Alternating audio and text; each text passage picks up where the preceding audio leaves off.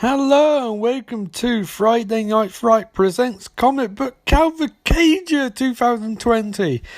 Man, we're going to have some fun this month. Every episode in May, every day in May, there's going to be a brand new episode. It's going to be a mini review of a comic book movie. Yay, can't wait, hyped. So it's going to cover the gauntlet. It's going to be loads of MCU stuff. There's going to be some DC stuff probably. Might be some other stuff. There's going to be Flash recaps of Flash Season 2 every Tuesday. So it's going to be 4 or 5 of those, depending on how many Tuesdays are in May. But it's going to be tight, because I've also got a week off. Yay! Anyway, this is the intro comic book Calvacadia. So you'll hear this every day of the week, and then you'll hear an intro for the movie I'm covering that day, or TV show. Ooh, scary! Anyway, I'll be back after a brief word from our sponsor. So, just quickly before I start review proper, so today's going to be Iron Man, the movie that kickstarted the MCU, and I'd like to do a little bit of backstory on Iron Man, if you will. I remember this came out, Iron Man, and I hadn't really kept up with it, but I saw a trailer and I was like, wow, that looks amazing, and it's back in 2008. And I was really impressed with the trailer, and I was like, oh, this could be a good time. And lo and behold, they had the preview in Aylesbury the week before it opened in England. I think it opened a bit later in America, I'm not sure. They had a preview a week early, and it was fascinating, because it was like, oh, okay, I feel like I'm getting away with something here, which I like getting away with stuff. And I watched it, and I was like, holy shit. So I spread the word and did a review. I was like, this is amazing, guys. You're going to love Iron Man.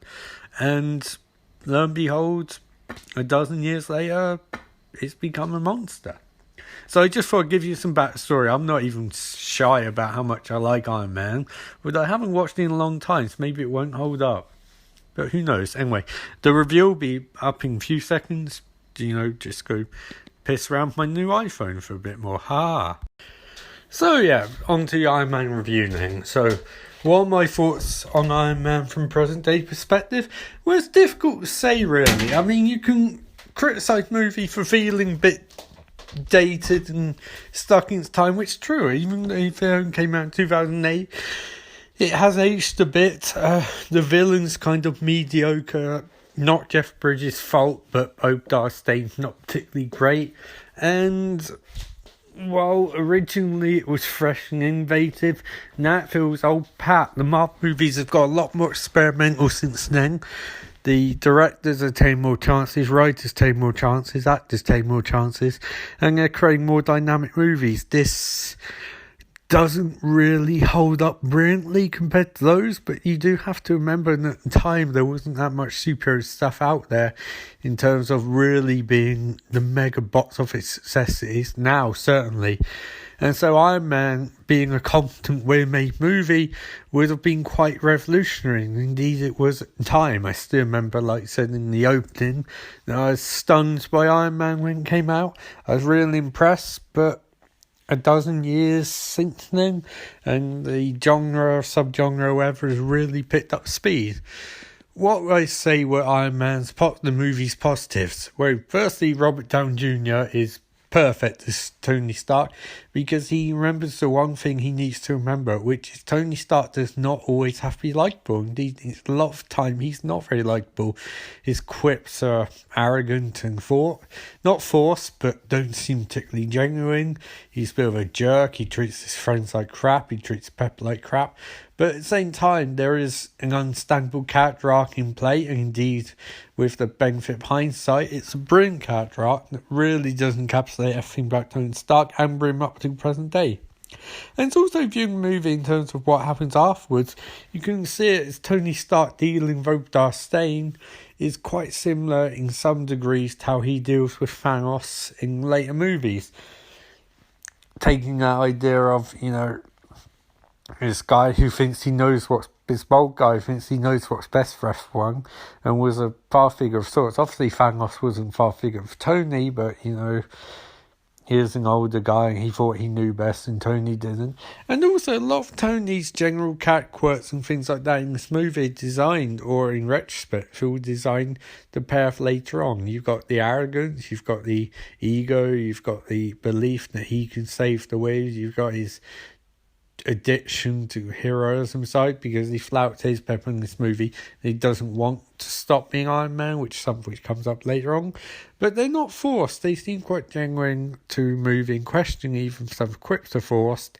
Not quite genuine. The actual emotional subtext and sub-through is genuine. Right, so what wasn't I too fond of in the movie upon rewatch? It's decent. Jon Favreau knows how to make a movie. I don't think Jon Favreau always makes home runs. I wasn't a fan for The Fuhrer, for example. But I think he knows how to make movies. He knows how to work with actors and knows how to give studio what they want while getting what he wanted. Obviously, he did this to a greater extent with Jungle Book and Lion King. And then this, because both those movies have specific Jon Favreau elements which don't clash with the more studio-based elements that Disney wanted. But at the same time, he does a really good job. I mean, I keep saying this, but we have to remember superhero movies were in the shitter at this point. Except for Batman Begins, they're just falling off a cliff, you know? So, you had to view it in that context. So neighbours are shouting, going, you have to do it in that context. In that context, it's done an admirable job. Right, other things I didn't like about the movie, because I'm struggling to get 10 minutes on this. Honestly, actually, be honest, I didn't really focus on this movie. I was playing on the Switch and think about other things. It really does feel like a movie which... The strong points are stronger for where the franchise went, but when viewed on its whole, I don't know if it works as a solo entry anymore. I mean, obviously you can view it as that, but knowing what we now know about Marvel Universe and what happened to Tony's parents and like Captain America and Vision and Tony's missiles and all that crap, you know. It feels like a lot of this is how to put this accidental foreshadowing and setup, but it weirdly serves, despite the fact that it probably wasn't intentional, it weirdly serves to make this less standalone than it previously was, because you just go, this leads into that, this leads to that, this leads to that, and yeah, I don't know, I think I'd probably go for 3. If I was going to rate it as a movie, I'd probably go 3 out of 5. If I was going to rate it as like a part of an overarching franchise and setting things up and all of that and coherence, I'd probably give 4 out of 5. I mean, but not best Marvel movie, despite what people claim online. It hasn't aged brilliantly. But it's a watchable movie, and I think, you give it a less mark than I would have given it at the time I watched it, because back then it's like 5 out of 5. But at the same time, you compare it to some of the direct DC's put out,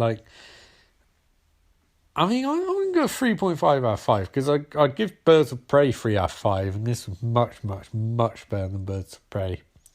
I mean, it cast F1 right, it kept a coherent story, it didn't outstay its welcome, apart from James Rhodes' fiasco, with swapping actors, it did a really good job. So enthusiastic, setting tone. So yeah, pretty good movie.